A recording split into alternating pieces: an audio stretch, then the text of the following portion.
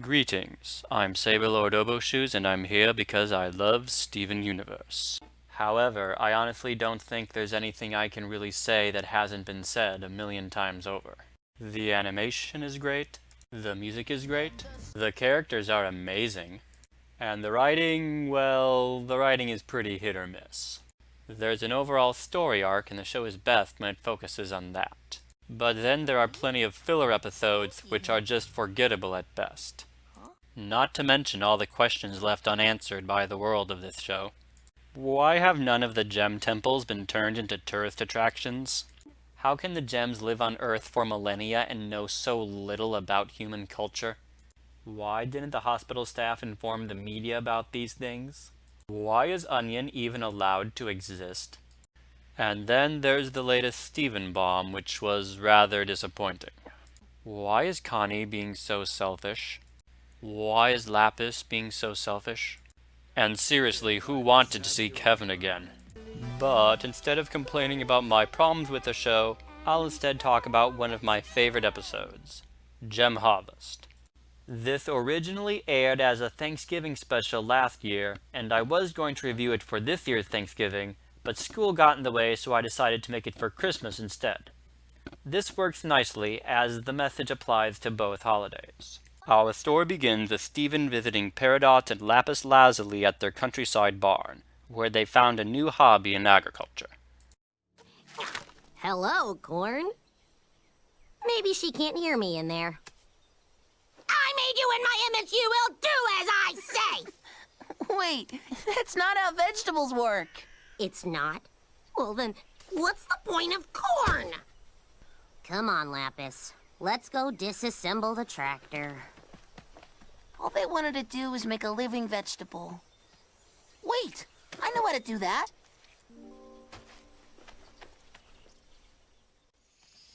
Hurry, Steven! Peridot, slow down! But you need to see, we did it! Guess you don't know how vegetables work after all.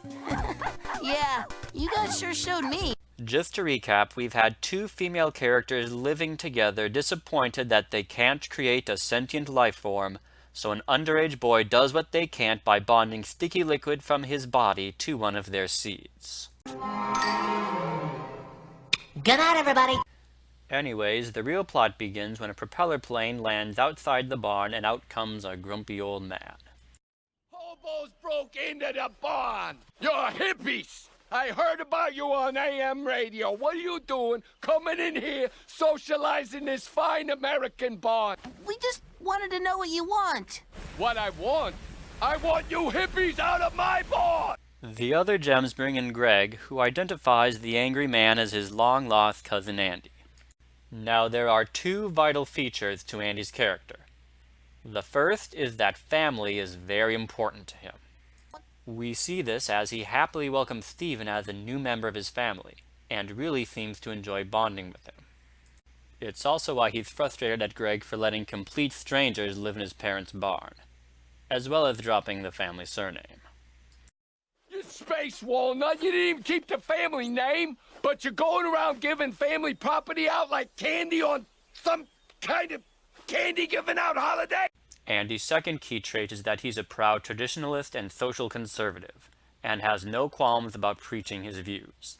In fact, let's count down all the right-wing stereotypes he displays. You're hobbits? A hobo is a man's job. You're hippies! I heard about you on AM radio. What are you doing coming in here socializing this fine American barn? Andy, look. They just really needed a place. They're alien refugees from space and They're illegal aliens? What? You couldn't even marry an American? Is it just gonna be a bunch of vegetables?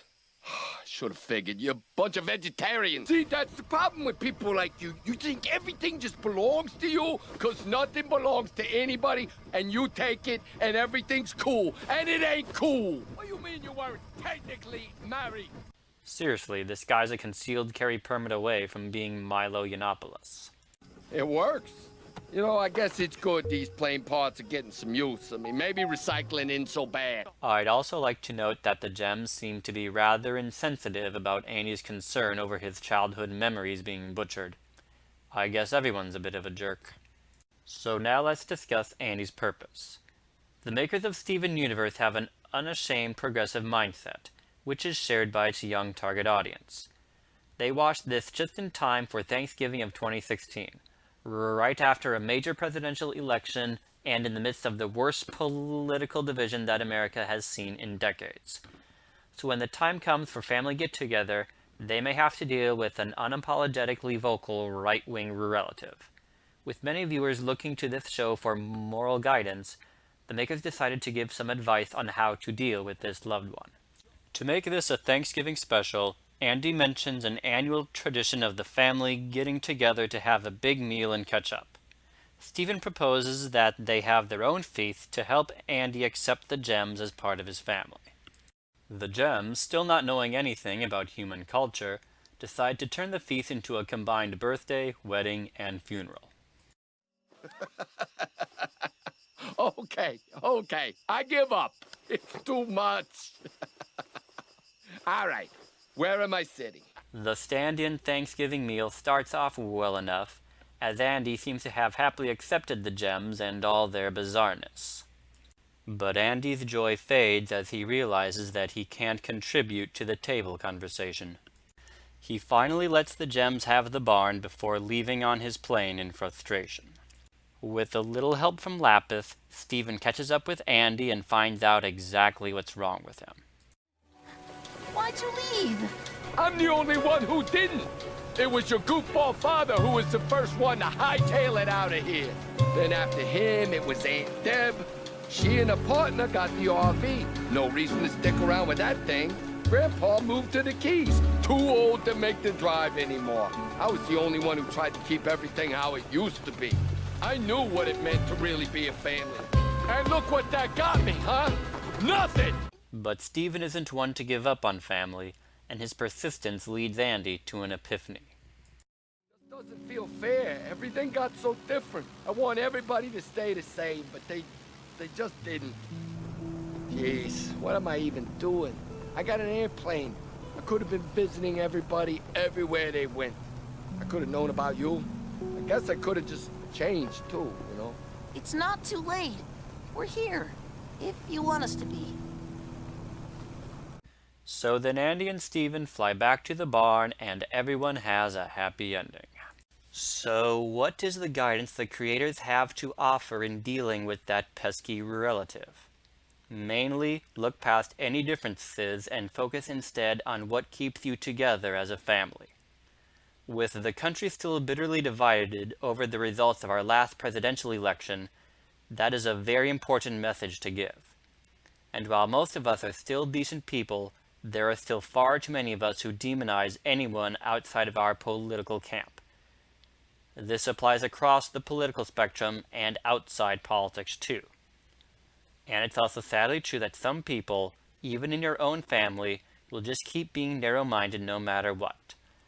But you should never let them walk over you, and neither should you stoop to their level. Always be loving and understanding, especially of family. Because no matter what your difference is, family is always family. We are not your ordinary family, but we can all agree that we are close as close can be.